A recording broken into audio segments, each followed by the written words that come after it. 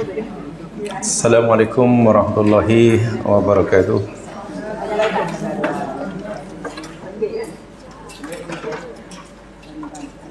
Innal hamdalillah nahmaduhu wa nasta'inuhu wa natubu ilaihi wa nastaghfiruh.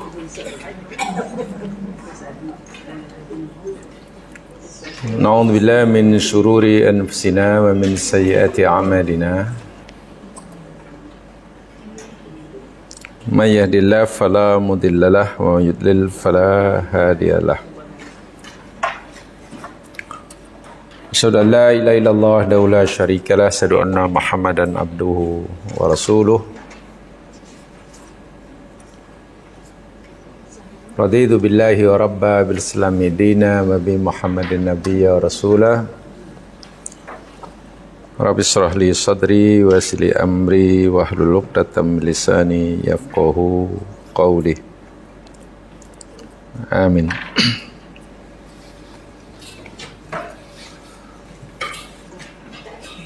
Jamaah yang dirahmati Allah sekalian,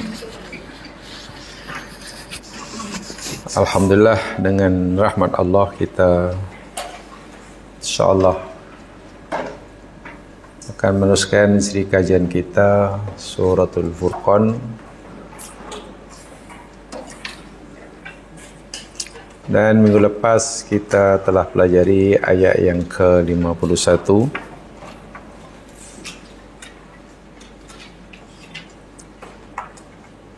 Ayat yang secara tak langsung mengakui tentang kelebihan Nabi Muhammad SAW berbanding nabi-nabi dan rasul-rasul yang Allah utus sebelum baginda.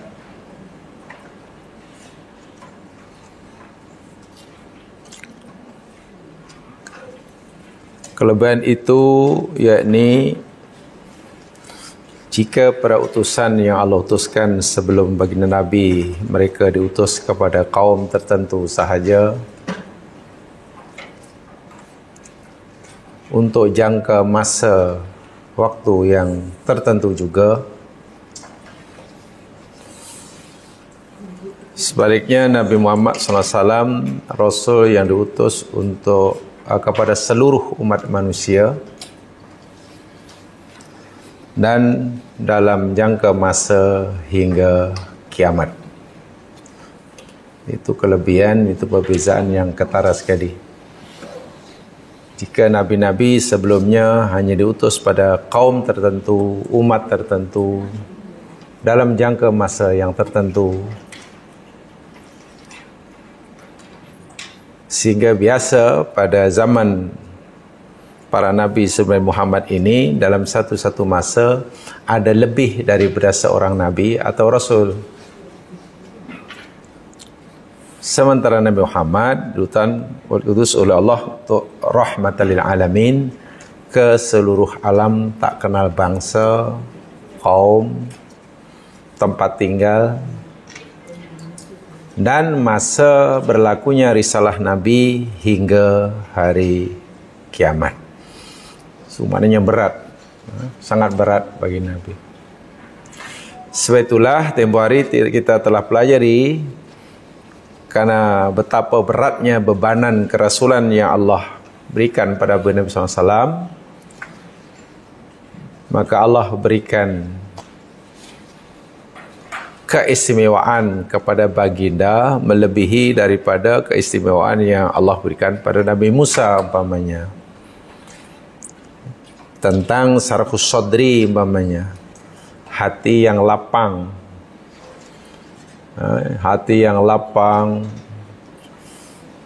jiwa yang lapang. Nabi Musa mendapatkan anugerah ini daripada Allah selepas Nabi Musa memohonnya. Sementara Nabi Muhammad SAW mendapatkan kelapangan, punya jiwa yang lapang, Allah beri sebelum pun. Itu kelebihan yang luar biasa.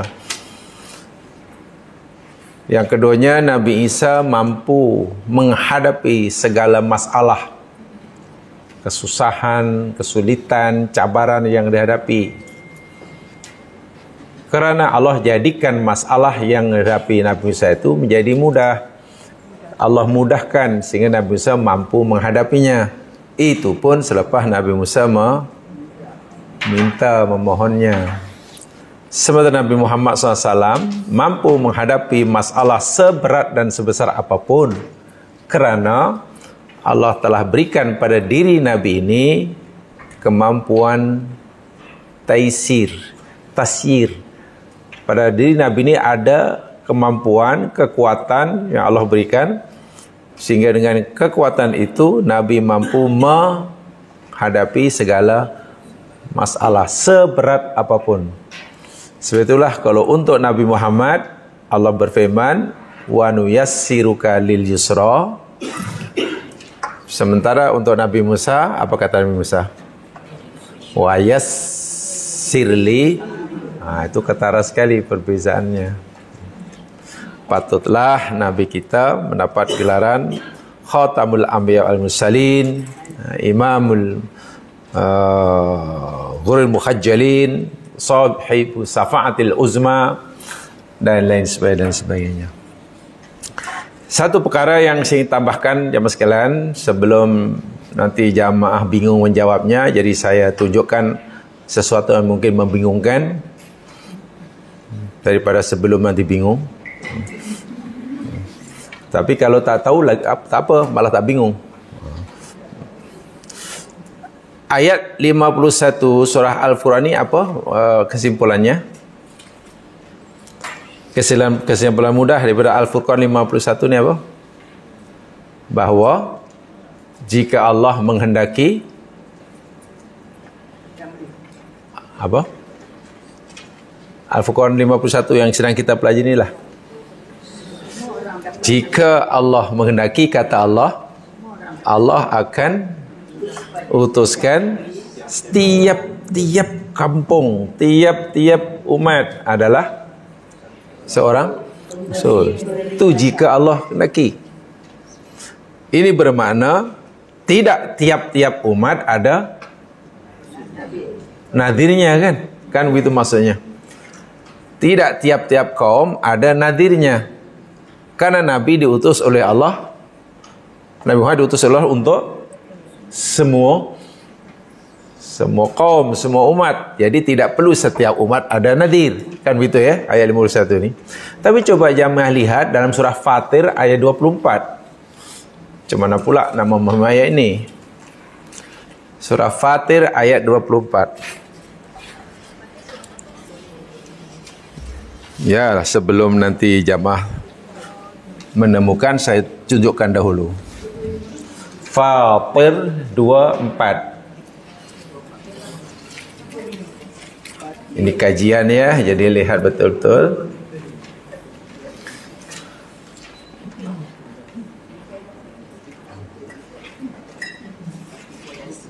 Surah sebelum Yasin mah. Jiran Yasin senang cari. Sebab Yasin dah popular, addressnya senang cari. Ayat yang ke-24, A'udzubillahi minasyaitonirrajim. Allah berfirman, Inna arsalnaka bil haqqi basyiraw wa nadhira. Inna, sesungguhnya kami, kata Allah, arsalnak, kami telah mengutuskan engkau wahai Muhammad bil haqqi, dengan membawa kebenaran. Tugas engkau wahai Nabi basyiran, memberikan kabar gembira, wa nadhiran, memberi peringatan. Baik. Guna ni bagian kedua ni, tengok. Wa im min ummatin illa. In ada ilah, apa maknanya? Tidak. Jadi wa in min ummatin, dan tidak ada satu umat pun. Min ini faedahnya untuk apa namanya, takkidul qillah, menguatkan, untuk takkid, untuk menguatkan. Dan tidak ada satu umat pun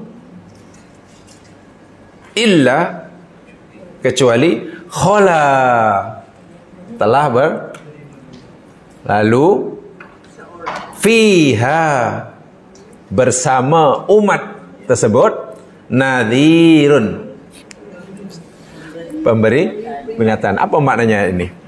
Tidak ada satu umat pun yang telah berlalu melainkan pasti ada bersama mereka seorang maknanya ada ke tak ada umat yang pernah hidup di dunia ini yang tidak ada nadhirnya. Berdasarkan ayat ini, ada tak ada satu umat atau kaum bangsa yang pernah hidup di muka bumi yang Allah tidak hantar pada mereka nadhir. Tak ada.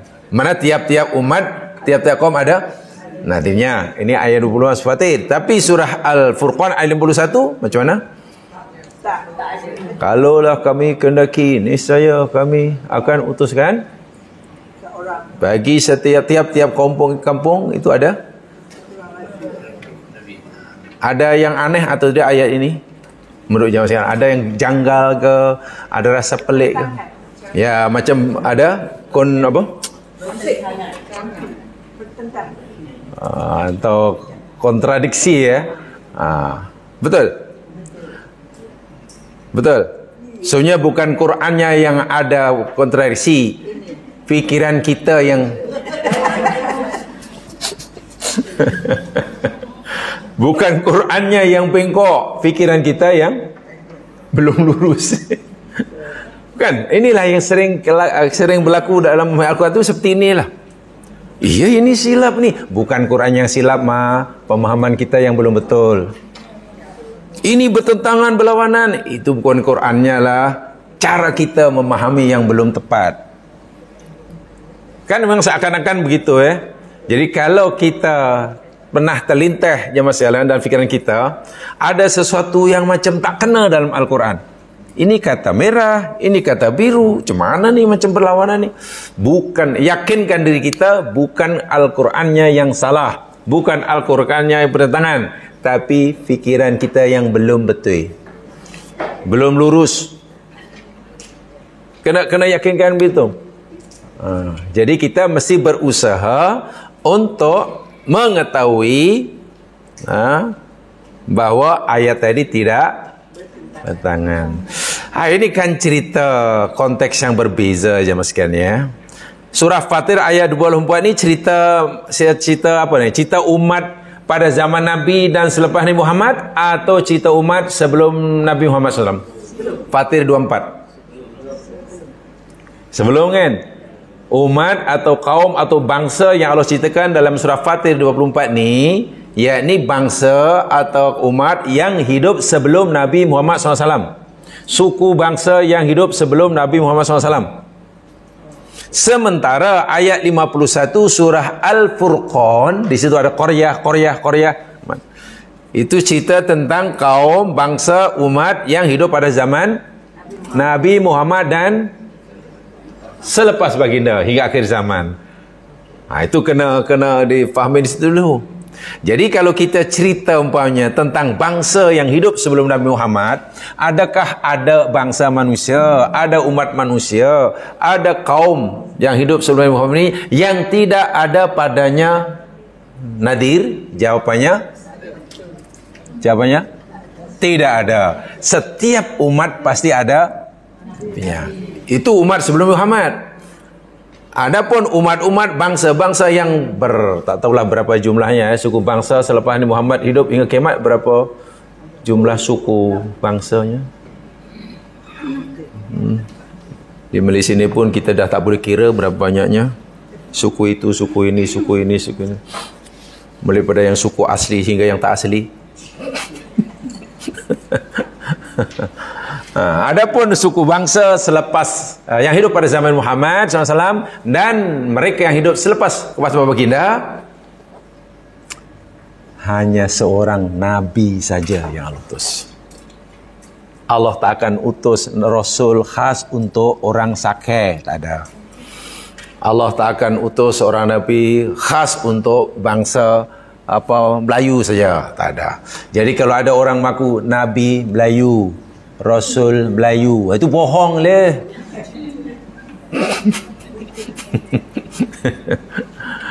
Itu bohong, pasti bohong lah. Faham ya? Jadi ayat ini tidak ada perlawanan, ya. Tidak ada percanggahan, karena ia bicara dalam konteks yang berbeza. Ayat 51 surah Al-Furqan cerita tentang manusia dengan pelbagai suku bangsa yang hidup pada zaman Nabi Muhammad dan yang hidup selepas kewafatan Nabi Muhammad sehingga akhir zaman. Sementara surah Fatir ayat 24 cerita tentang manusia, suku bangsa, kaum yang hidup sebelum Nabi Muhammad sallallahu alaihi wasallam. Ya, tuh. Sebab kenapa saya sampaikan dia sekalian? Karena seringkali ayat seperti ini dijadikan senjata oleh musuh-musuh Islam untuk menyerang Islam, untuk menimbulkan keraguan terhadap orang Islam akan kitab sucinya. Kitab kamu ini bukan daripada Tuhan. Kitab kamu ini karangan nabimu. Buktinya apa? Dalam kitab kamu ini banyak pecanggahan. Maklumatnya tidak konsisten. Itu tujuan mereka. Jadi bila kita baca pun mungkin iyalah. Wahal bukan Al-Qurannya yang tak betul. Tapi apa yang tak betul tadi? Cara orang memahami Quran tu yang belum betul. Betul. Baik, sekarang itu tambahan untuk pengetahuan saya. Sekarang kita teruskan kajian kita ayat yang ke-52. Atau ada yang nak ditanyakan? Ya, sila. Nabi Musa bagian akhir itu adakah relevan nak bandingkan dengan Nabi Musa dan Nabi Muhammad? Macam mana? Nabi Musa yang bagian akhir tu, waktu datang dengan lisani yang adakah relevan perbandingan antara Musa dengan Nabi Muhammad? Ya, jelas. Kenapa begitu? Karena Nabi Muhammad SAW ini oleh Allah salah satu keistimewaan kalau kita baca sirah Nabawiyah, Nabi Muhammad ini seorang Nabi yang Allah beri anugerah fasahatul kalam. Fasahatul kalam itu mana? Bila Nabi bercakap, ucapannya ringkas, padat, apa ya kalau bahasa Melayu? Singkat, padat, tepat. Apa lagi? Wah, mana dah hampir tak boleh disimpulkan dah. Sedangkan maknanya sangat luas itu baginda Nabi. Lihatlah dalam hadis-hadis Nabi. Dalam hadis-hadis Nabi, Masya Allah, kalimat yang keluar daripada mulut Nabi SAW ni singkat, padat, tepat, tapi apa ya? Meliputi syarat dengan makna. Nabi Musa tidak. Nabi Musa nak cakap pun gagap. Sehingga akhirnya kegagapan sehingga bukan sekadar gagap, bukan sekadar tidak petah, tapi Nabi Musa mengakui susah untuk memahamkan ajaran kepada kaumnya. Susah sungguh. Nabi Musa seorang Nabi faham ajaran Allah tu begini-gini, tapi nak memahamkan pada kaumnya mengalami kesusahan. Karena mengakui itu kurang petah, sehingga salah satu doa Nabi Musa apa? Mohon kepada Allah agar Allah lantik Harun saudaranya sebagai wazirnya. Wazir maknanya sebagai membantu lah. Dan itu ada di dalam Al-Quran. Saya tunjukkan jemaah sekalian, coba lihat. Nabi Musa sebenarnya mengakui yang dia tidak mempunyai kepitahan berkata-kata, satu, dan mengakui kurang pandai memahamkan ajarannya kepada kaumnya. Itu diakui oleh Nabi Musa. Sehingga Nabi Musa berdoa, wahlul 'uqdatam min lisani. Ya Allah, tolonglah. Wahlul itu maknanya ada tali simpul supaya urai apa? Urai ya. Dia uraikan wahlul 'uqdah. Uqdah itu ikatan. Min lisani yang mengikat lidahku. Sebab cakap Dan itu satu doanya. Yang keduanya, mohon kepada Allah Subhanahu wa taala agar Allah melantik Nabi Harun, pembantunya, karena Nabi Harun diyakini oleh Nabi Musa lebih fasih berkata-kata, lebih petah, lebih pandai menjelaskan kepada ajarannya pada kaumnya. Itu diakui sendiri oleh Nabi Musa dalam surah Al-Qasas yang boleh lihat, ya. Surah Al-Qasas, surah yang ke-28,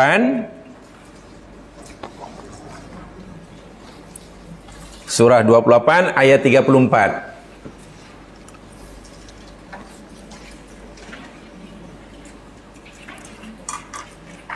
Lidahnya kurang fasih berkata-kata, jiwanya pula, hatinya kurang lapang. Bahasa mudahnya, mudah marah. Sari'ul ghadab. Coba macam mana? Dahlah nak menerangkan susah, nak usah, mudah marah pula. Akhirnya Nabi Musa kata berdoa kepada Allah Subhanahu wa taala, yakni dalam surah Al-Qasas ayat 34, disambungan daripada ayat 33 sebelumnya. Wa akhi Harun, ya Allah, lantiklah saudaraku si Harun tu.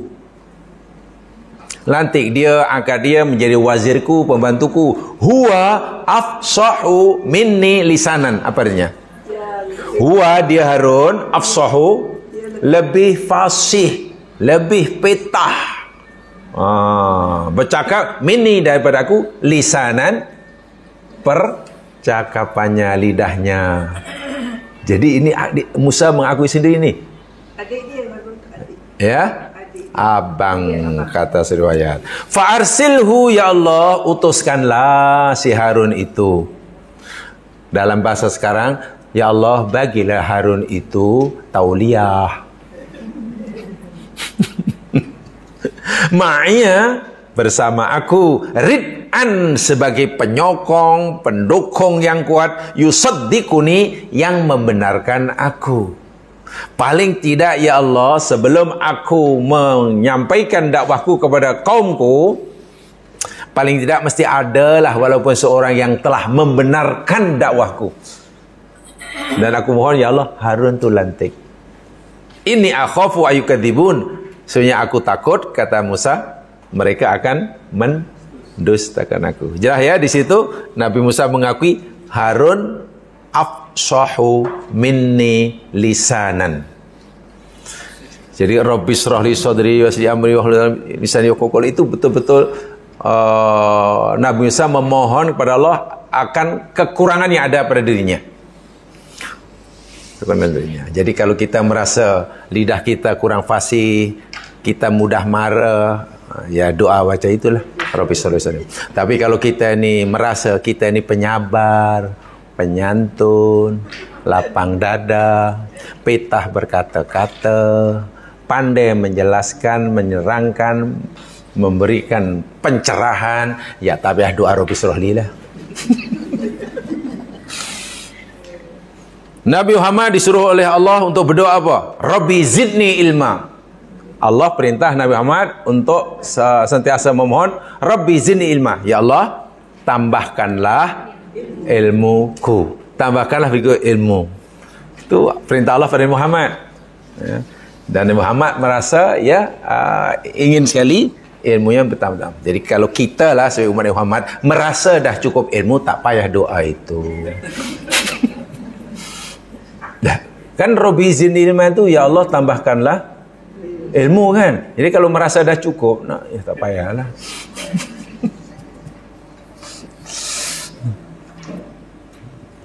Baik, sekarang kita baca ayat yang ke-52. A'udzubillahi minasyaitonirrajim. Fala tuti'il kafirina wajahidahum bihi jihadan kabira. Fala, maka janganlah engkau wahai Muhammad mentaati. Maka janganlah engkau Muhammad taat, patuh, ikut al-kafirin, akan orang-orang kafir. yang kaum yang engkau jadikan sasaran dakwahmu itu. Sebaliknya wajahidhum, dan jihadlah oleh engkau akan mereka. Nanti akan dijelaskan apa makna jihad di sini. Dan jihadlah oleh engkau akan mereka bihi dengannya, ni Al-Quran. Bihi dengannya Al-Quran. So jihad itu mesti berpandukan Al-Quran, bukan berpandukan hawa nafsu. Tidak ada kepentingan diri, melainkan semata-mata kerana Allah. Jihad dan kabira, jihad yang besar, jihad yang besar. Jemaah sekalian, ini nasihat dan perintah Allah kepada Muhammad SAW.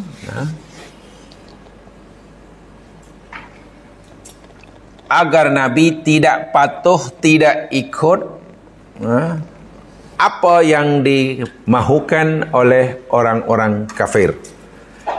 Maksudnya Allah melarang Nabi untuk mentaati, mengikuti, meniruti kehendak orang-orang kafir. Abaikan saja kemauan mereka yang menyalahi syarak. Sebelum kita uraikan lebih lanjut, jemaah sekalian, di dalam ayat ini ada kalimat wajahidhum bihi jihadan kabira, dan jihad oleh kamu akan mereka orang kafir bihi dengan Al-Quran, dengan jihad yang besar. Agar kita tidak salah faham, atau paling tidak agar pemahaman kita lebih luas gitulah tentang jihad, mari kita lihat apa makna kalimat jihad daripada huruf apa ya?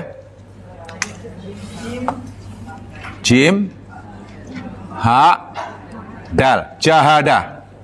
Betul ya? Jahada. 3 hurufnya. Daripada kemudian jadilah jihad, mujahidin, jahidun, macamlah. Ya. Jahada. Di dalam Al-Quran, jahada ini jamaah paling tidak. Di dalam Al-Quran kalimah jahada, ke yahajun ke mujahidin ke jahid ke apa sajalah, paling tidak mempunyai 3 makna. Kalimah jahada dalam Al-Quran mempunyai 3 makna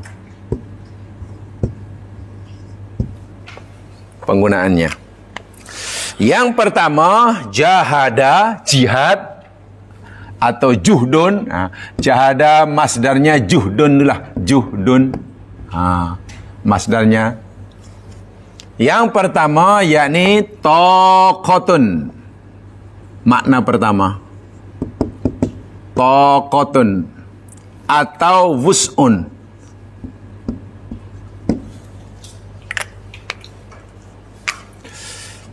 Yang kedua, intiha'us sa'i. Nanti dijelaskan nih, intiha'us sa'i.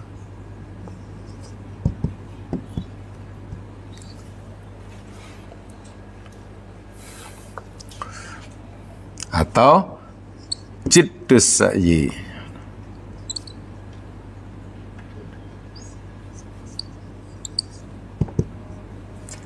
Dan yang ketiga,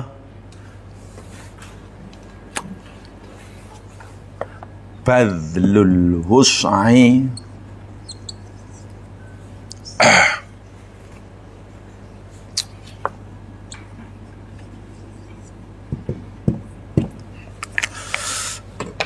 Jahada atau jihad atau juhdun dalam Al-Quran mempunyai 3 makna.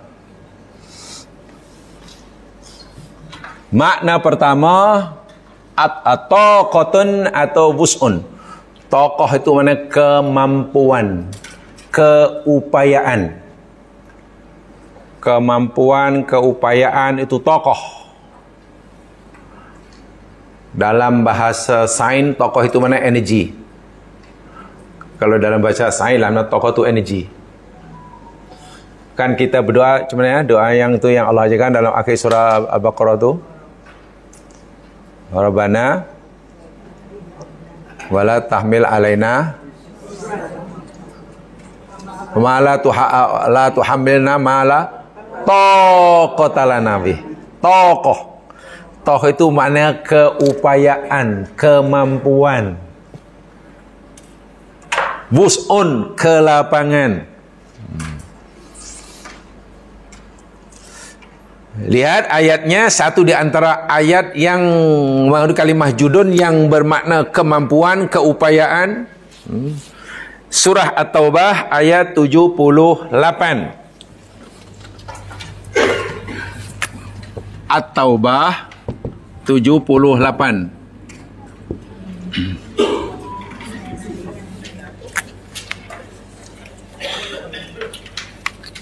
79, 78 pula. 79. Banyak ya, ini satu di antara ayatnya. Sekadar contoh saja. Maksud saya nanti bila kita baca Al-Quran, jumpa kalimah yang terdiri daripada jahadah, kita tahulah menafsirkannya. Pilih satu di antara tiga makna ini, insya-Allah betul. At-Taubah ayat 79.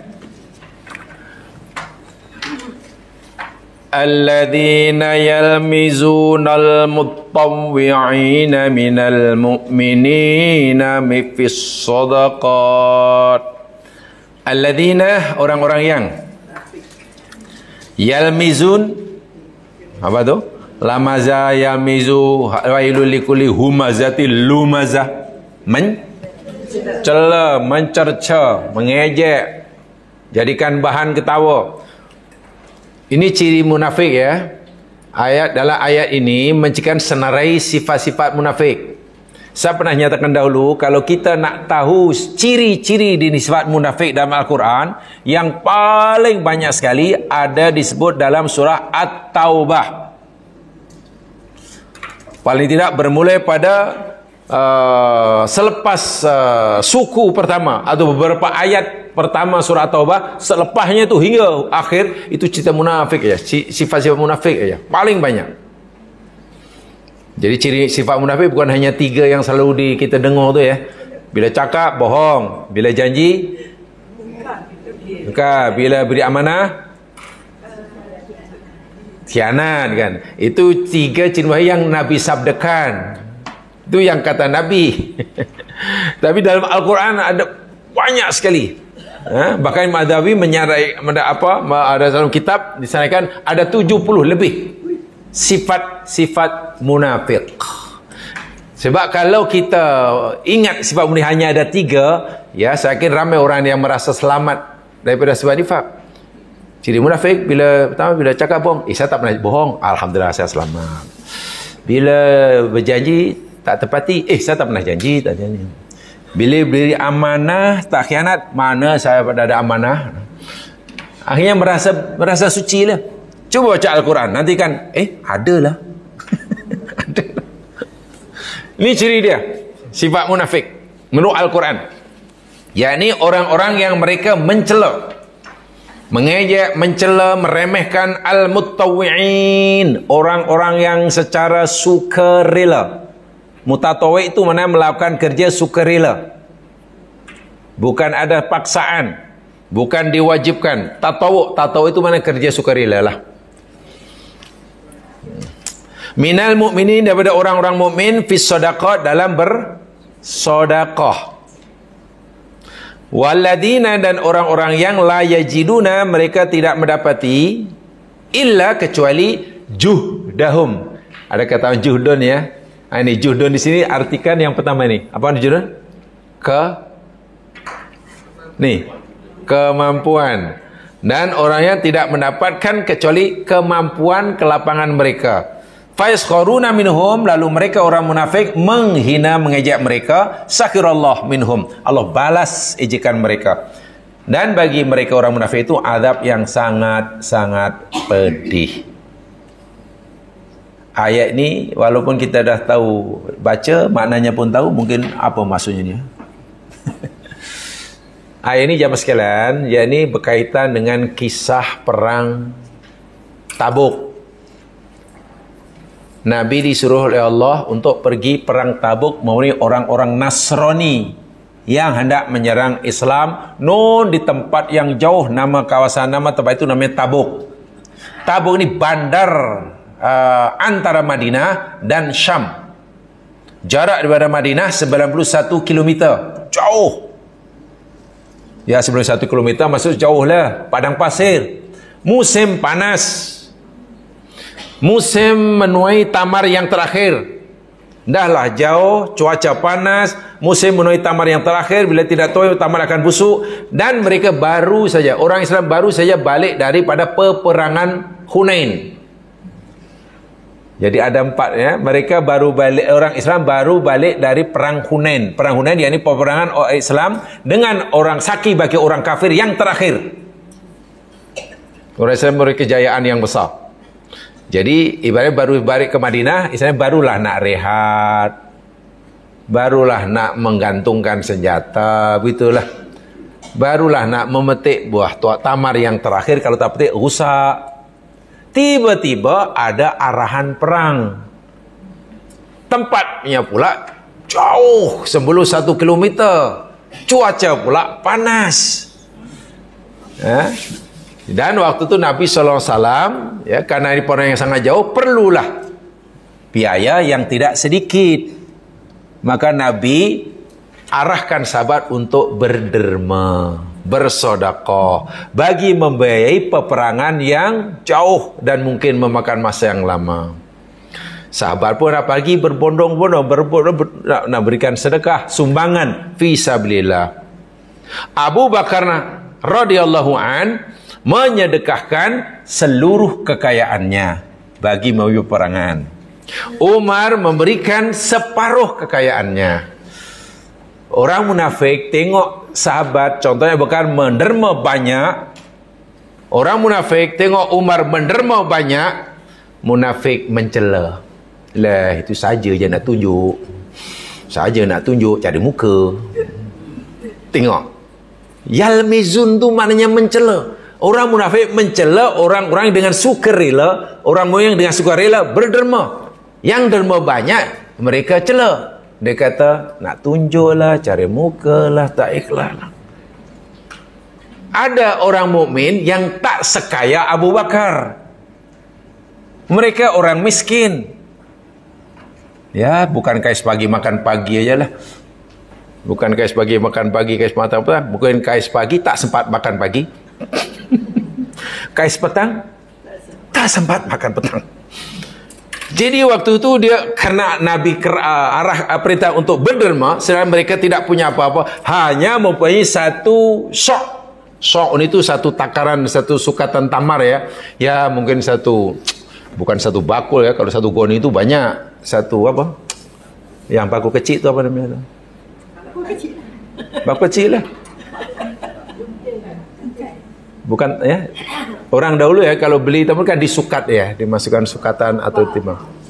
Ya, cupa itu kecil sangat. Yang itulah yang macam tong sampah yang kecil itulah apa namanya itu? Ya macam itulah. Gantang ya. Ya macam itulah, sikit aja. Yalah, kami ini bukan macam Abu Bakar, kaya raya, tapi kami ingin juga berderma fisabilillah. Jadi berilah ini tamar yang ada tuh. Yang hanya satu itu ya. Disiap pada Rasul. Ya memanglah mungkin cukup untuk apa ya, alas perut tentara Islam sebelum pergi ke medan perangan. Makan habis. Orang munafik tengok orang mukmin yang hanya mampu sedekah tadi. Karena kemampuan bersedekah hanya itu. Mereka hina juga, mereka permainkan juga. Alah, daripada buat apa sedekah sikit, buat malu ya, tak payah. Ini ciri munafik. Tak boleh tengok orang buat baik. Yang buat baik, yang tengok orang buat baik banyak, dia kata tak ikhlas, tunjuk-tunjuk. Tengok orang buat baik sikit, dia kata tak payah, buat malu je katanya. Tapi dia sendiri tak buat. So ciri munafik yakni orang yang susah mengakui kebaikan orang. Itu termasuk ciri munafik. Ada yang tak kena, orang buat ada yang tak kena. Dan itu Quran yang cerita tu, bukan hadis Nabi. Ya, saya yakin di negeri kita tidak ada yang ini tidak ada nih. Yang ini tidak ada. Ada yang tak kena. Macam mana ya? Nah, di sini juhdun maknanya keupayaan. Orang ini nak bersedekah banyak tak mampu. Mereka hanya bersedekah sedikit karena itu saja yang dia dapati. La yajiduna illa juhdahum. Itu makna pertamanya juhdun, yakni tokoh atau wus'un, kemampuan, keupayaan, kelapangan. Mampu bagi 1,000, 1,000 lah. Mampu RM10, RM10 lah. Mampu RM1, lah. Mampu RM100. Jangan awas RM10 tak payahlah. Okeylah, saya terima RM5 tapi tak pakai resit ya. Resit ni mahal. Nah, kalau RM5 tak pakai resit, kalau yang 1,000 tu ada resit dia. Apa benda dia? Jangan. Tanpa kita sedari nanti kita sedang melakukan kerja-kerja agama, tanpa kita sedari dalam diri kita ada sifat munafik. Kan sia-sia. Inilah sifat munafik ni. Memperkecil kebaikan yang dilakukan oleh orang lain. Orang buat banyak tak betul, buat sikit pun tak betul, buat macam mana ya? Sedangkan dia sendiri tak pernah buat pun. Yang kedua, apa makna juhdun menurut Al-Quran? Ini ayatnya banyak ya, nanti dicari sendiri mana yang pertama ni. Yang kedua namanya intiha'us sa'yi. Intiha'us sa'yi au jiddus sa'yi. Jiddus sa'yi. Terjemahan bebas, intiha'us sa'yi itu maknanya usaha yang paling maksimum. Usaha secara yang optimal. Sudah optimal dah usahanya. Usaha bersungguh-sungguh. Ibarat orang nak apa ya? Nak daki Kinabalu, ya betul lah. Usaha betul sampai merangkak kalau perlu. Merangkak, lutut dah bergoyang-goyang pun masih nak naik juga. Bukan. Dipanggil apa? Patah sayap. Apa tu peribahasa Melayu tu? Maknanya terus berusaha. Kalau masih boleh jalan, jalanlah. Kalau dengan jalan dua kaki. Kalau sebagi salah kaki, kalau merangkak pun merangkaklah. Maknanya untuk mencapai satu cita-cita, apa yang diharapkan? Ia melakukan usaha dalam keadaan yang paling intiha, paling maksimum, paling dah. Itu juhdun. Bersungguh-sungguh. Bersungguh-sungguh. Sampai dapat. Selagi belum tercapai yang dikehendaki, dia akan terus. Selagi cita-cita belum tercapai, sedangkan kemampuan masih ada, kemampuan itu akan digunakan terus. Itu namanya juhdun. Makna kedua. Jadi bukan buat cincai ya. Buat cincai. Lihat firman Allah dalam surah Al-Maidah ayat 53. Contohnya.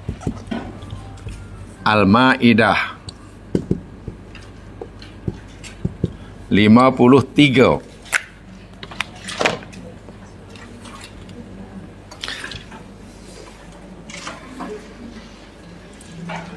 Al-Maidah ayat 53. A'udzu billahi minasy syaithanir rajim. Wa yaqulul ladzina amanu wa haula'il ladzina aqsamu billahi jahda aymanihim innahum lama'akum habitat a'maluhum fa asbahu khasirin.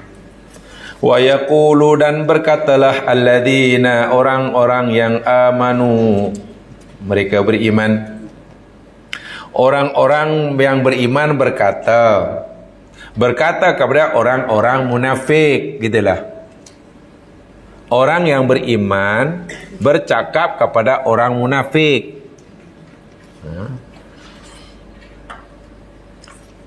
Apa kata mereka? Orang-orang beriman berkata pada orang munafik tentang ahli kitab. Gitulah. Ahaulai, adakah orang-orang ini, alladzina, orang-orang yang aqsamu billahi jahda aimanihim,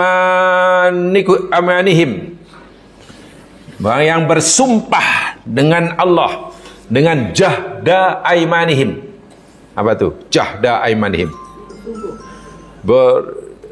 Jahda tu sungguh-sungguh kan. Jadi aiman dengan sumpah yang bersungguh-sungguh, nak habis sumpah lah. Habis sumpah, bukan sumpah yang biasa-biasa. Sumpah yang habis sumpah. Itu yang kata saya ada yang maksimum tu. Intiha tu yang maksimum. Muntaha.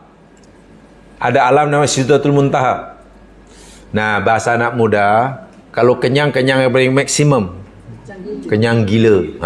Tu mana kenyang gila. Kalau letih yang paling dah letih lah, dah tak bermaya, namanya letih gila. Dah itulah mana intiha tu. Ini, adakah orang-orang ini yang mereka disumpah dengan Allah dengan bersungguh-sungguh sumpah yang ini, innahum lamakum. Innahum mereka itu lamakum, bersama kamu. Kamu fikir orang-orang macam ini yang sanggup bersumpah dengan nama Allah dan sumpahnya dengan sumpah bersungguh-sungguh bahawa mereka bersumpah akan bersama kamu. Bersama, yakni bersama inilah munafik inilah. Habitat a'maluhum. Orang-orang ini, mereka ini batal atau hapus amalnya, tidak diterima. Fasbahu khasirin, dan mereka akan menjadi orang-orang yang merugi. Baik, poinnya yakni pada kalimah jahda aimanihim. Perkataan jahdun itu maknanya ni, intiha usai, usaha yang bersungguh-sungguh, yang paling maksimum, yang paling untuk mencapai matlamat. Jadi kalau jihad katalah, makna yang kedua ini, kalau katalah kita tak tahu, katalah kita tak tahu benda, ya, kita tak tahu benda itu, tak tahu ilmu tentang itu, lalu kita ingin tahu, kita sanggup melakukan apa saja, belajar siang, malam, pagi, petang, untuk mencapai, mendapatkan apa yang kita cita-citakan. Sanggup melakukan apa saja, tak kenal siang, tak kenal malam, istilahnya. Itu makna jihad yang kedua. Dan yang pelik, mungkin orang tak telah terlintas, makna juhdun yang ketiga. Ini dia, badlul wus'i wa ta'bi, melakukan usaha atau upaya. Tahu? Jangan tahu upaya?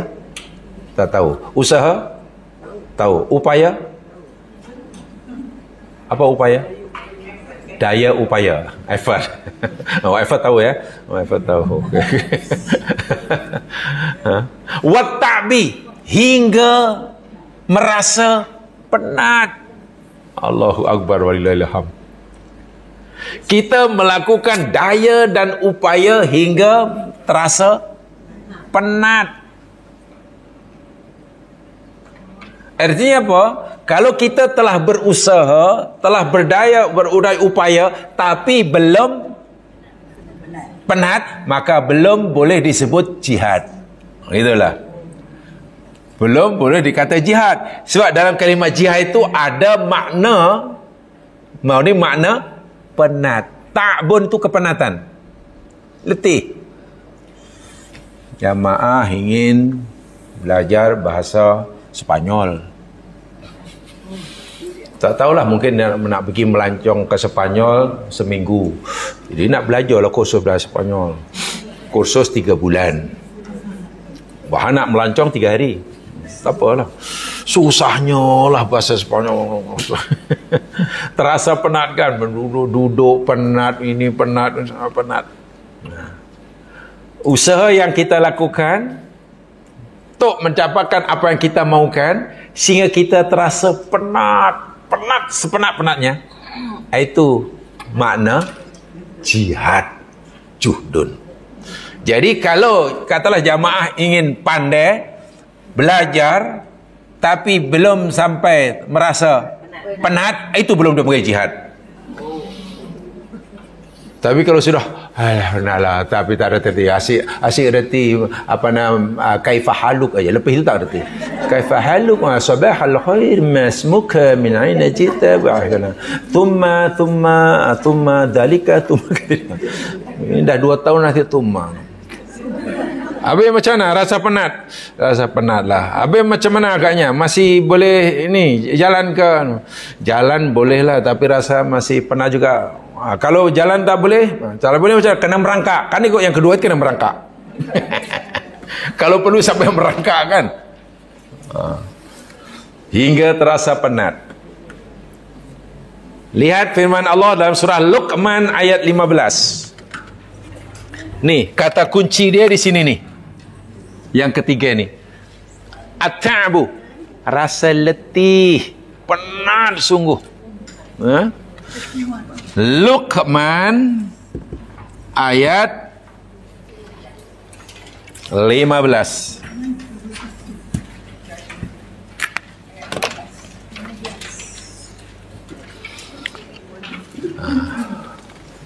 Orang bekerja nak menyarai hidup keluarga, budak pelajar nak berjaya dalam perusahaan, hingga belajar malam hari, siang hari, kumpulkan nota itu, ulang kaji hingga penat, itulah jihad. Ketua rumah tangga misalnya membanting tulang siang malam bagi memenuhi keperluan keluarganya, penat, bahkan tak ada masa, tak rehat, tak cukup rehat. Itu namanya jihad.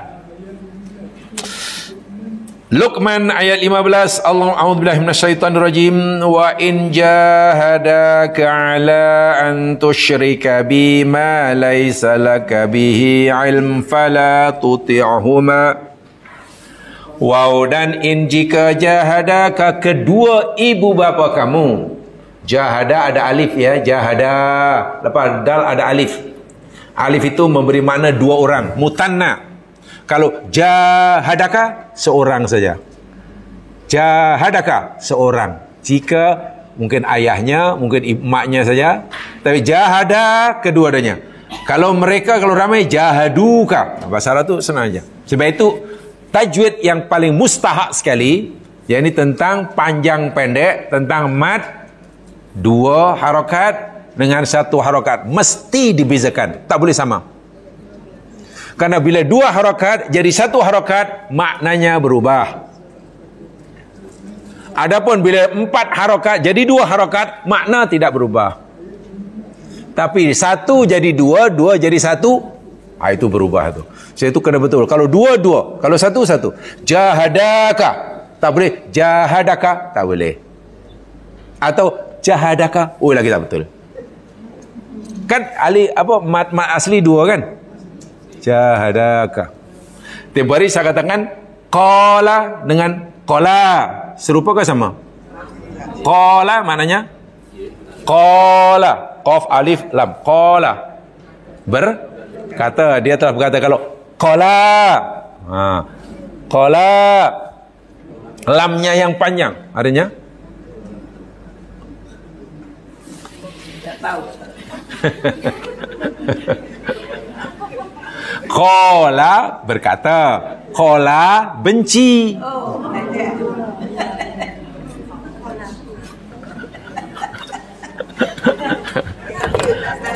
Ya, contoh mudah. Jamaah baca macam mana ni? Baca. Ba 1 harakat kan? Ba la 2 harakat kan? Bala. Yang ini jamaah baca macam mana? Bala. Bukan bala kan? Bala. Yang satu bala. Maknanya lain, jauh sekali itu. Bala maknanya menguji. Menguji. Bala kan ujian. Bala menguji. Muji ujian daripada Allah. Bala ya belum itu menguji. Kalau bala Koncing. Koncing.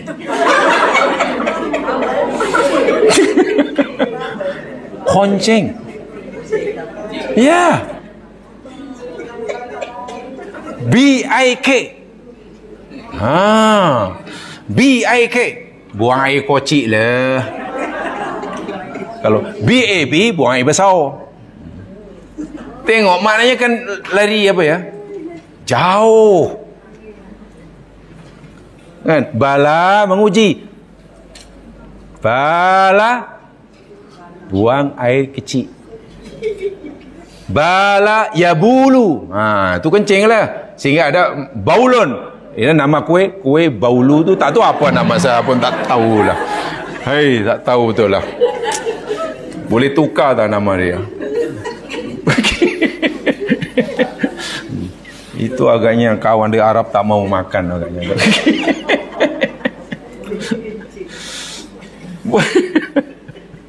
Wa in jahadaka, dan jika kedua-duanya jahadaka. Baik, saya tak perlu saya terjemahkan dahulu ya, sebab kita akan terangkan ni. Berusaha, melakukan usaha, upaya hingga merasa penat, kan? Kedua ibu kamu jahadaka kepada engkau ala antusyrika bi, untuk engkau supaya engkau menyekutukan aku, syirik kepada aku, kata Allah, ma laisa laka bi ilmun, apa-apa yang kau tiada ilmu pengetahuan, fala tutihuma, janganlah kedua ibu bapa kamu itu kamu taati. Anak tidak boleh taat kepada perintah orang tuanya yang melanggar syarak. Orang tua suruh anaknya buat syirik kerana orang tua katalah masih non-muslim, anaknya sudah muslim, lalu anaknya dipaksa, diajak juga untuk pergi ya mungkin suruh ikut kabadi umpamanya. Mana dia tahu ikut kabadi? Macam mana kalau aku tak ikut, nanti mak marah pula, surga di bawah kaki ibu. Kalau aku ikut macam mana aku kena, kalau tak pikul kabadi pun bawalah yang itu. Tapi ini tak boleh. Allah kata jangan taat, abaikan perintah mereka. Habis kalau mereka marah, adakah kita tak dikira derhaka? Tidak, Allah yang kata.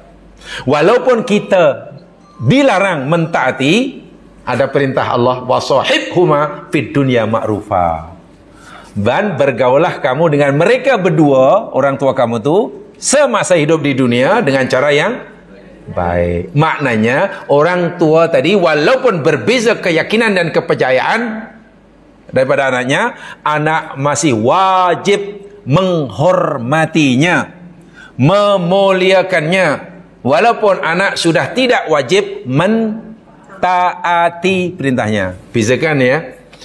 Jadi kedua ibu bapa boleh jadi akan kehilangan hak untuk ditaati oleh anak-anaknya, tapi mereka tidak akan kehilangan hak untuk dihormati dan dimuliakan.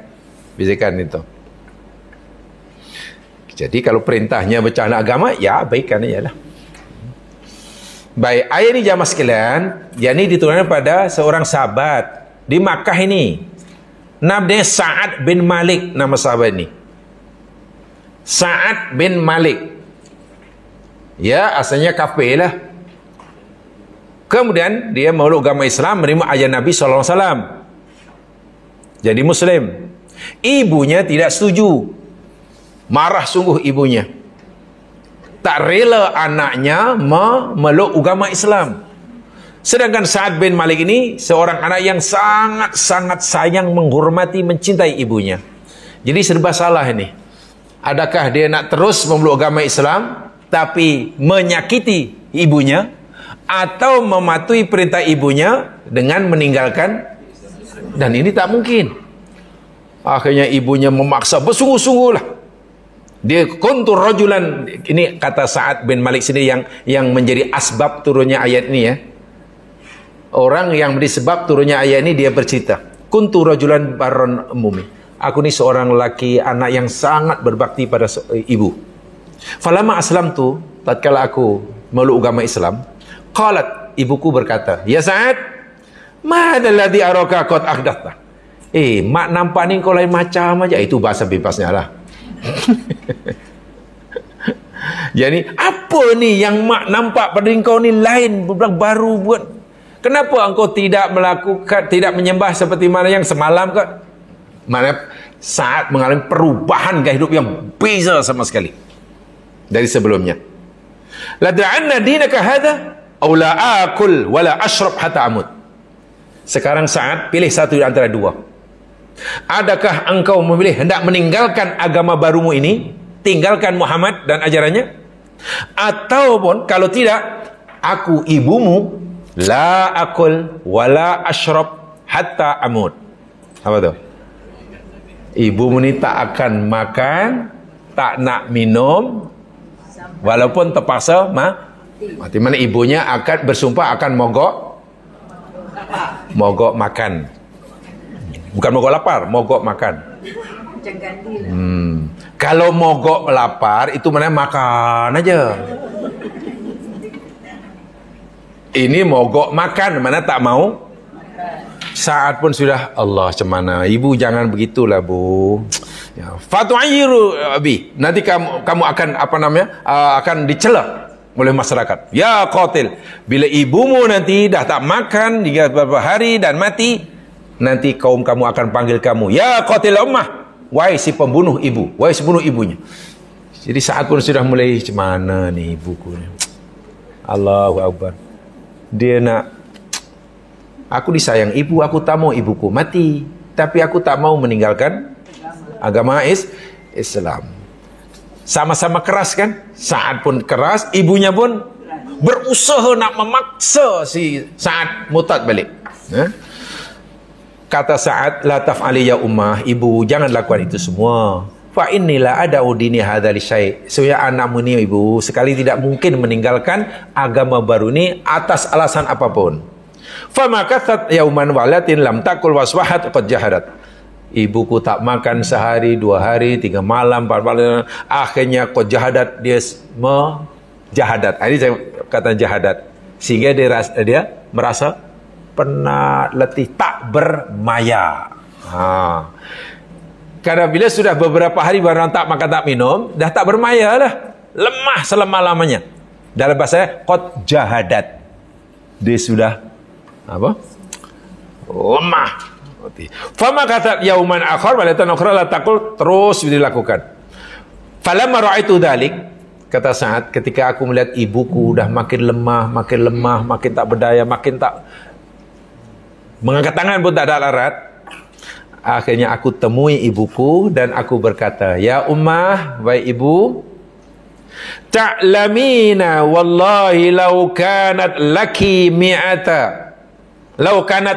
mi'atu nafsin fa kharajat nafsan.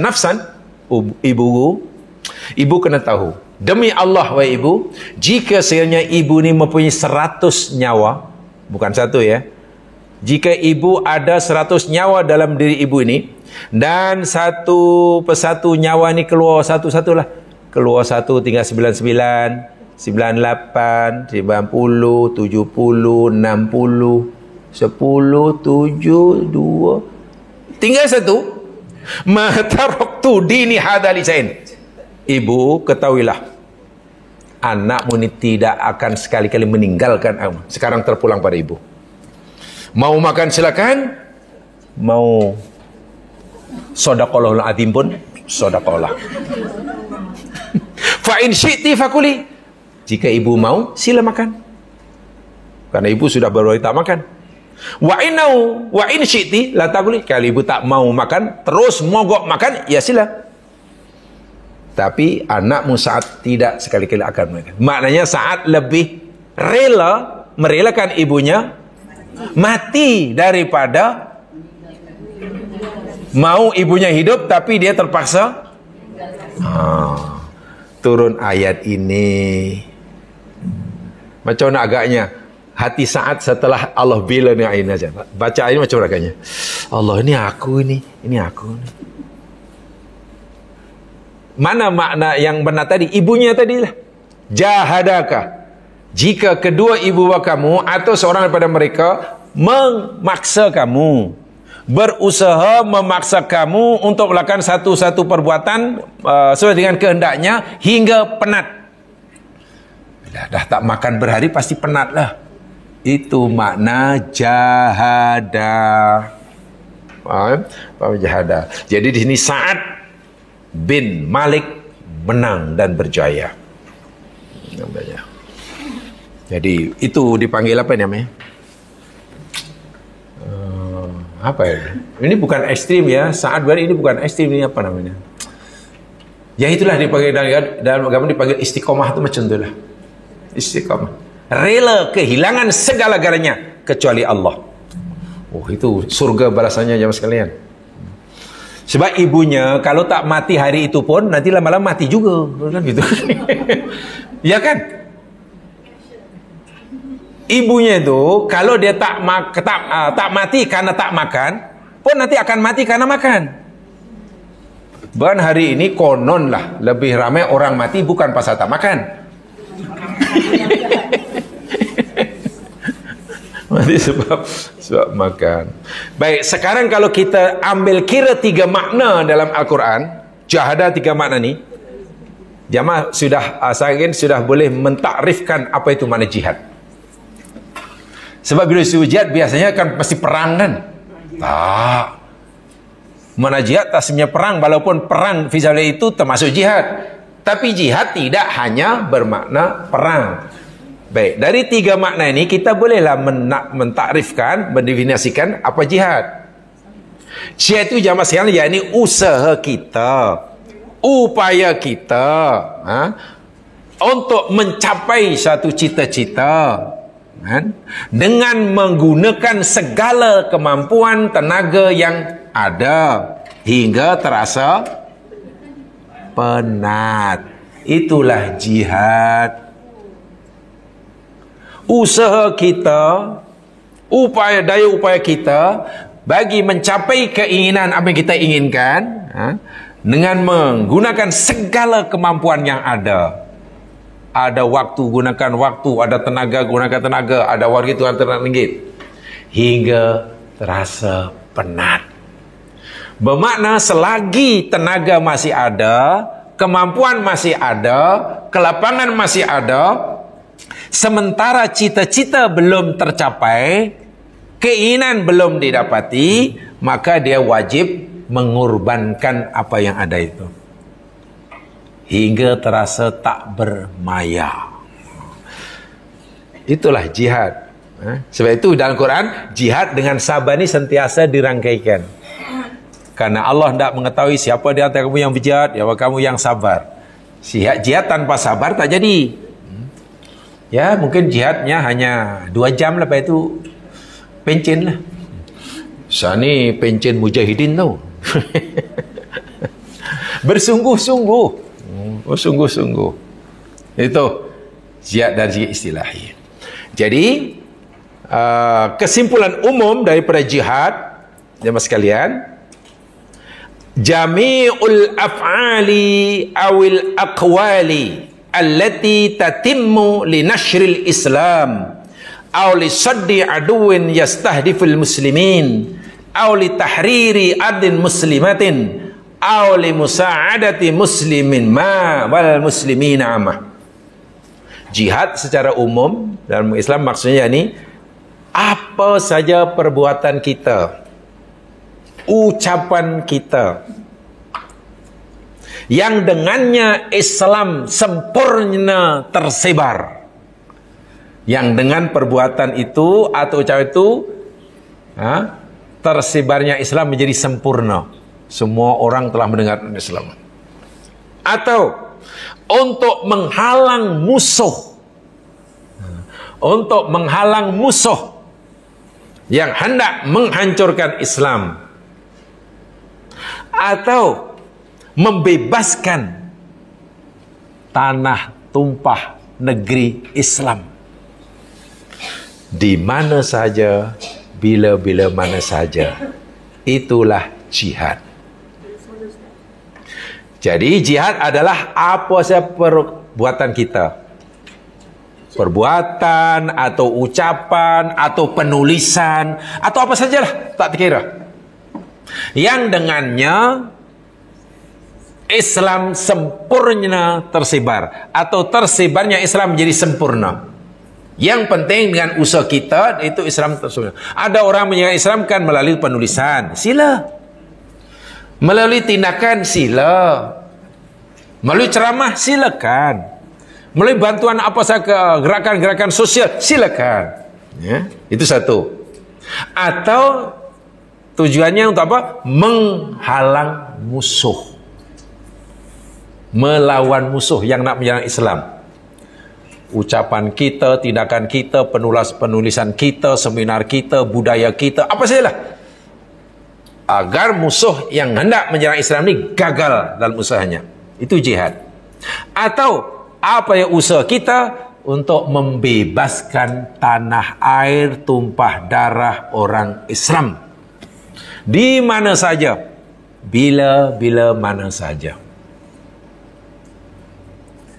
Jadi kalau kita katalah nak membebaskan orang Islam yang dipengaruhi oleh dakwah Kristian kerana kemiskinan Muslim tadi, ya, orang miskin ni zaman kalau dah Muslim ni agama dia bergantung pada siapa yang tolong. Kan? Orang bila dah susah gimana, bila dah lapar lah, dah tak nak makan pun tak ada, dia tak ingin tahu apa itu hukum hakam. Ya. Orang bila dah lapar sangat, makan pun tak ada, bagi dia hukum tu tak penting. Halal haram dah tak penting. Hukum tak penting, yang penting halkum. Halkumnya boleh naik turun atau tidak. Iya. Ingat dahulu ada gerakan-gerakan kristianisasi dahulu lah, sekarang mungkin tidak ada. Di Muslim pedalaman dahulu, di Sabah ada, di Sarawak aja mungkin ni. Ya, dia Muslim tapi kenapa jadi Kristen? Ya, rupanya Kristen yang lebih banyak menyantuni mereka umpamanya. Apa dakwah kita pada mereka?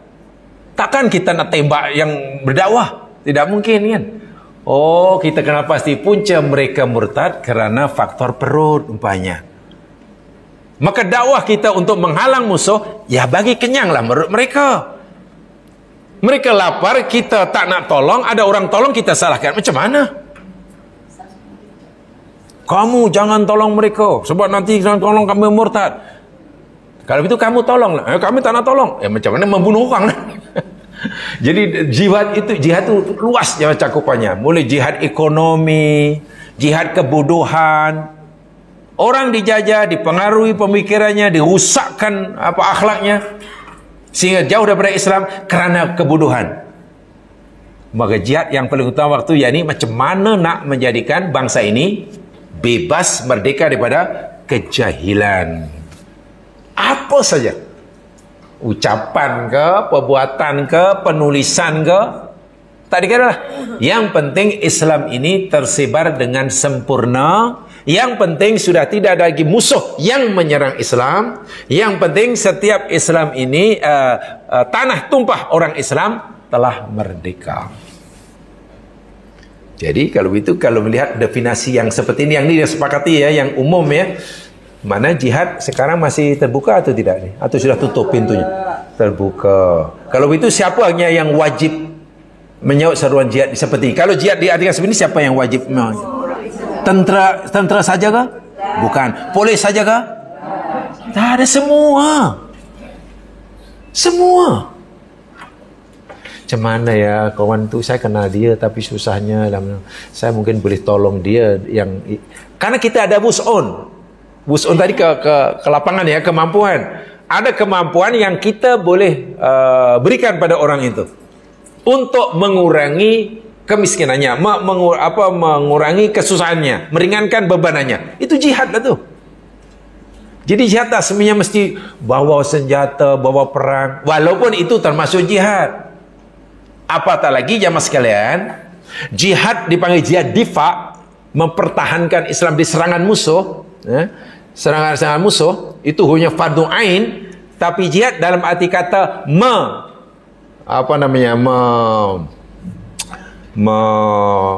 jihadut talab namanya, walib tidak.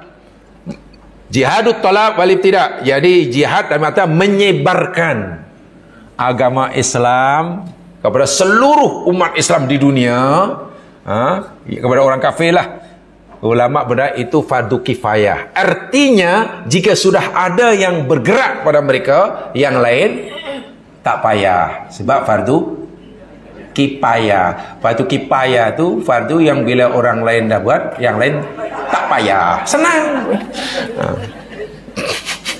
Soalan fiqh ni senang macam tu. Tapi kalau orang kafir kata menyerang negara Islam, setiap individu muslim yang ada di situ wajib hukumnya bangkit. Dah jadi fardu ain namanya. Fardu ain. Paham ya? Jadi saya ulangi, jihad tidak hanya, jangan disempitkan maknanya sehingga kadang menakutkan. Jihad fi sabilillah, jihad fi sabilillah.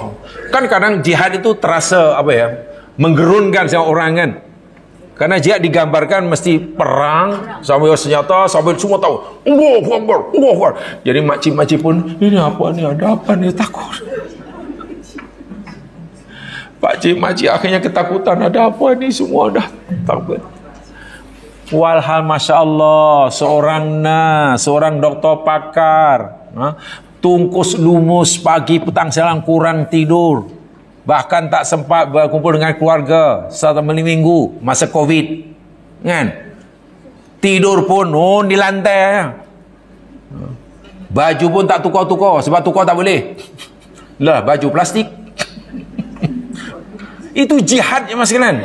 Tu jangan nak menyelamatkan nyawa seorang atau nak mengurangi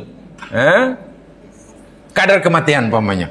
Dan akhirnya pun itu jihad yang luar biasa. Jangan dikatakan bila jihad tu mesti tergambar dan kita pun tak tahulah dulu salah orang dulu ke apa. Kalau zaman belajar sejarah Islam dahulu kan, sejarah Islam tu kan mesti ada gambar, dia ada orang naik kuda, tunggang kuda, pakai jubah, bawa pedang sampai. Saya masih ingat masa belajar sekolah mesti itu jihad mesti gambarkan begitu. Ya, Allah tidak. Itu satu daripada sekian banyak bentuk jihad, gitulah. Bukan satu-satunya ya. Baik, saya ingin tambahkan jemaah sekalian, jihad ini kata saya kutip dari Ibnu Qayyim Al-Jauziyah. Ibnu Qayyim Al-Jauziyah beliau berkata al-jihadu arba'u maratib. Jihad itu ada 4 tingkatan. Maratib itu martabat lah. Martabat itu tingkatan. Al-jihadu ini kata Ibnu Qayyim ya, Ibnul Qayyim Al-Jauziyah. Beliau kata al-jihadu arba'u maratib, 4 tingkatan.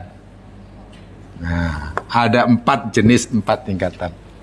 Yang pertama namanya jihadun nafsi. Jihadun nafsi. Kedua jihadus syaitan. Ketiga jihadul kafir. Yang keempat jihadul munafik. Nah, mari kita selesaikan ni satu persatu. Peristiwa ini tugas kita masing-masing ni. Jihad itu ada 4 tingkatan. Ada 4 tingkatan. Jihad yang pertama yang tak boleh tidak, setiap kita wajib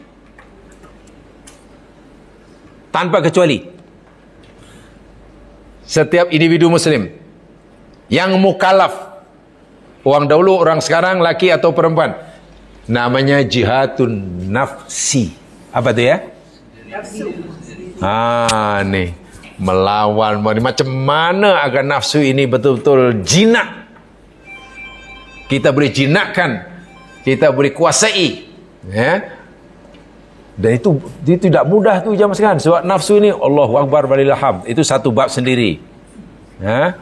Itu satu bab sendiri. Nafsu ni kan kita pelajari tiap hari ya jemaah sekalian. Lebih tepatnya bukan nafsu ya, hawa lebih tepatnya. Nafsu itu jiwa kan. Hawa tu keinginan. Jangan salah faham, terbalik kita pelajari hawa nafsu tu sebetulnya maknanya tidaklah selalu negatif. Sebab hawa nafsu makna keinginan diri. Keinginan tidak semestinya negatif. Jamaah pagi tadi kemudian pasti ada keinginan datang kemari.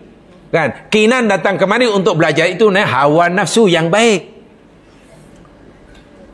Malam hari ada keinginan untuk bangun solat, itu namanya hawa nafsu yang terpuji. Jadi tapi penggunaannya sehari-hari bila hawa nafsu ini benda yang itu masalahnya. Bila kita lapar, ada tak keinginan untuk makan? Keinginan nak makan itulah namanya hawa nafsu. Baik ke tak baik? Baik. Tapi kalau makan hingga nak rukuk pun tak berani karena takut keluar, itu baru namanya yang tak baik. Makan sedap. Kalau ikutkan nafsu nak lain. Tapi tak boleh lah, sebab kejap lagi solat maghrib ni. Solat maghrib pun nanti mungkin rukuk. Saya dah tak ikut sunnah kerana rukuknya tidak apa? Tidak 90 degrees tapi hanya takut kan kalau macam ni. Terkeluar kan, apalagi baca subhanallah. Jadi hawa nafsu itu sebenarnya benda yang masih neutral lah. Tapi yang dimaksud Ibnu Qayyim di sini jihadun nafsi, yakni memerangi, menakluki, menguasai kehendak nafsu yang tak baik. Nafsu amarah, nafsu mengumpat, nafsu suka mewairalkan benda-benda yang tak faedah, susah mewairalkan benda yang tak jelas. Nafsu itu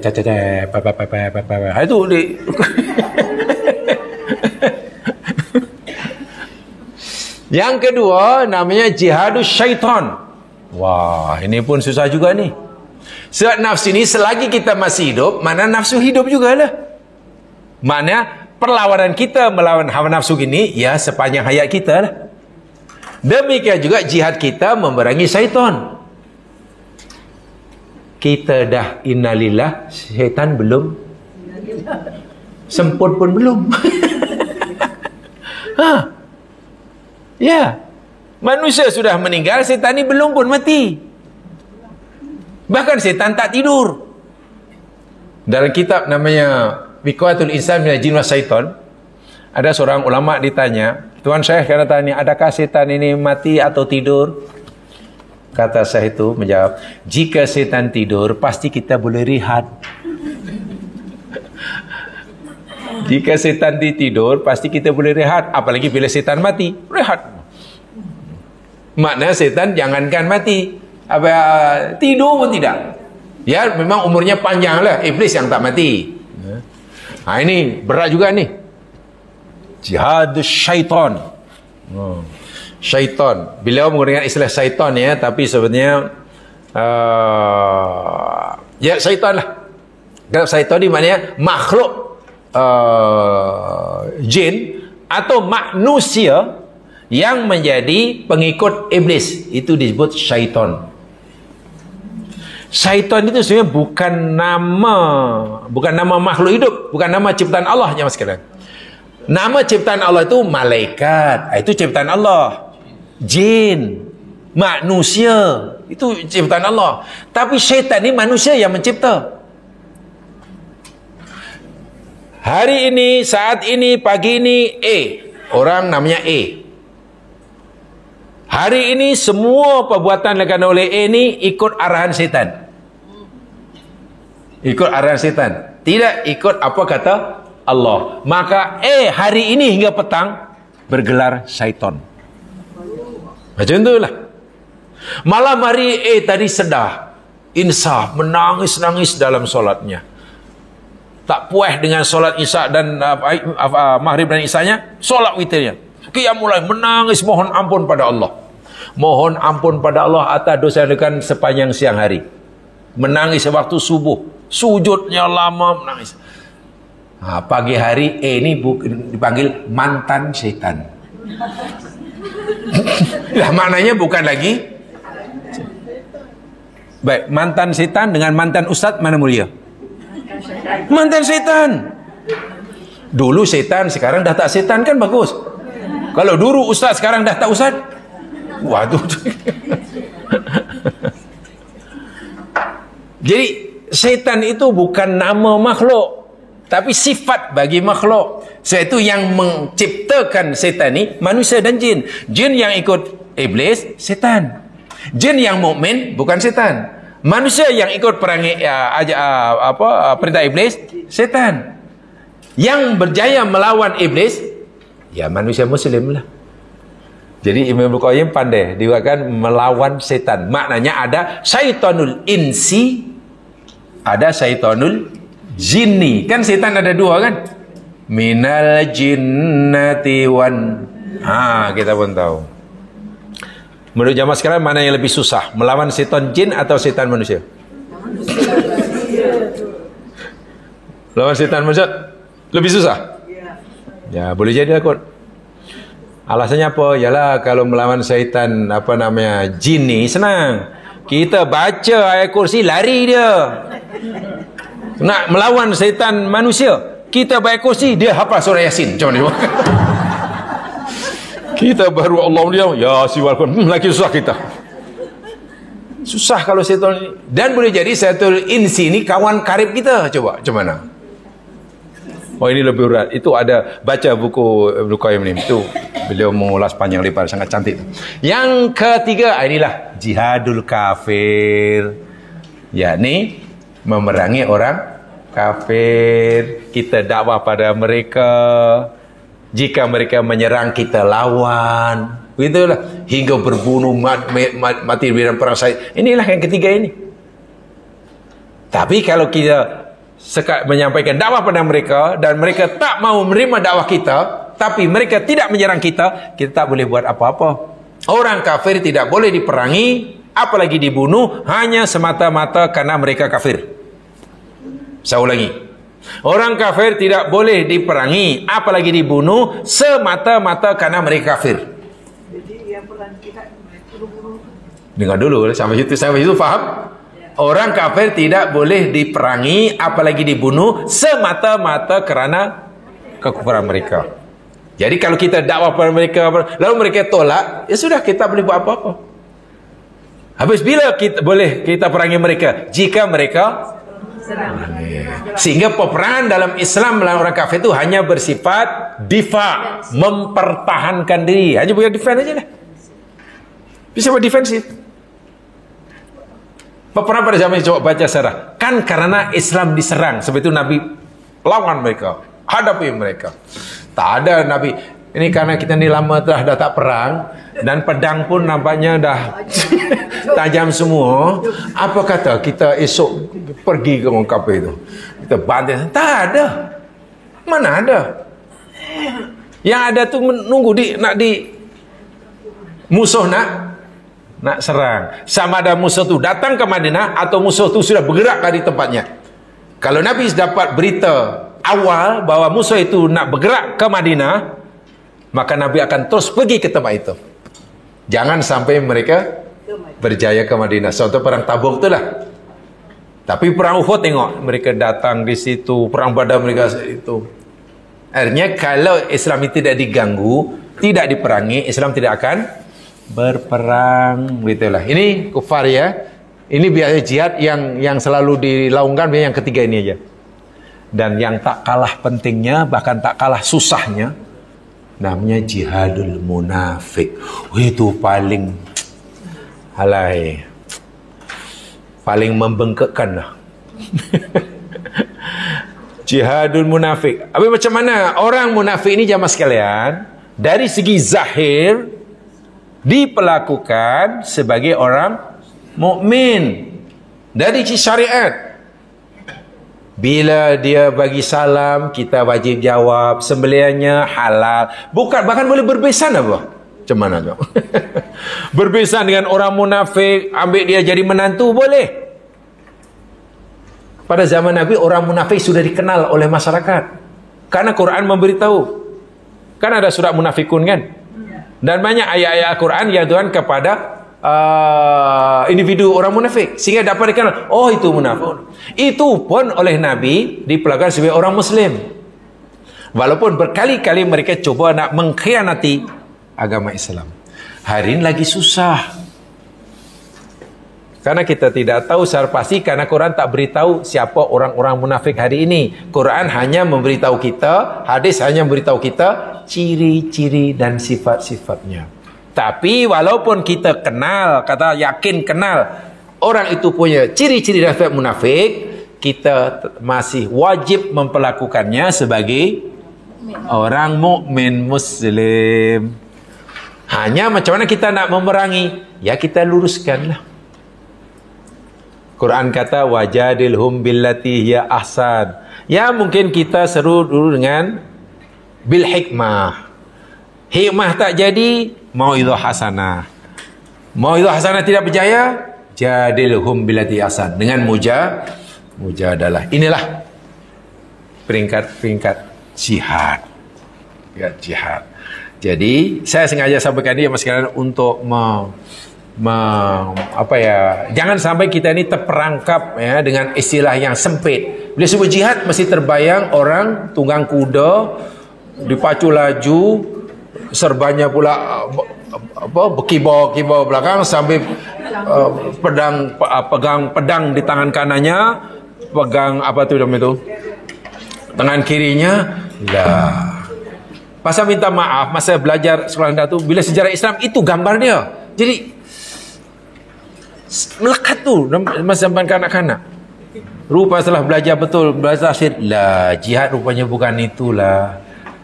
Bila kita jadi pelajar, lepas itu belajar yang bersungguh-sungguh hingga menjadi belajar yang berjaya, itu pun jihad. Bagi orang yang kerana kes COVID, dibuang kerja sehingga pendapatan kurang atau turun, keperluan rumah tangga meningkat, lalu dia bekerja bersungguh-sungguh, apa saya kerja asal ia halal, itu namanya jihad. Namanya jihad. Berusaha untuk boleh datang ke masjid, apa namanya, solat jamaah. Berusaha untuk memastikan boleh datang ke kelas-kelas agama, walaupun hujan, walaupun sakit sakit lutut. Ya, Nabi kata kalaulah seorang tu tahu akan fadilat solat jamaah habis solat pertama, pasti mereka akan datang ke masjid walaupun sambil merangkak. Sebab itu, itu namanya jihad. Dan Allah bagi kita ruang dan peluang yang memang tak samalah. Orang ni dibagi ruang untuk jihad bab ini, orang ni bagi ruang, tapi setiap kita pasti ada ruang dan peluang untuk jihad. Syaratnya kita memahami jihad pengertian yang lebih luas. Apa tadi jihad pertama dan kedua itu memanglah itu fardu ain. Tapi jihad pertama dan kedua saya dah tak ada, saya dah pencin dah tak ada. Nafsu saya dah kuasai banyak. Syaitan saya dah kurung dah banyak. Mana ada. Itu maksud itu yang begitu. Jadi tak, akhirnya kita tidak mudah Keliru. sebab kadang-kadang tengok ya, jihad digambarkan sesuatu yang menakutkan itulah, yang menakutkan, yang seram, yang menyeramkan, menakutkan, yang huru hara. Allah, jangan. Betul, kalaupun itu dia akan nasihat dengan syarat tertentu, itu hanya salah satu daripada 4 jenis jihad. Bayangkan, maknanya suku sajalah. Jangan-jangan ketika orang terlibat dalam jihad al-kafir, dia masih terbelenggu, masih belum berjaya. Jihadun nafsi dan jihadus, macam mana coba? Dia masih kalah dengan hawa nafsunya, masih kalah dengan syaitannya, tapi boleh jadi.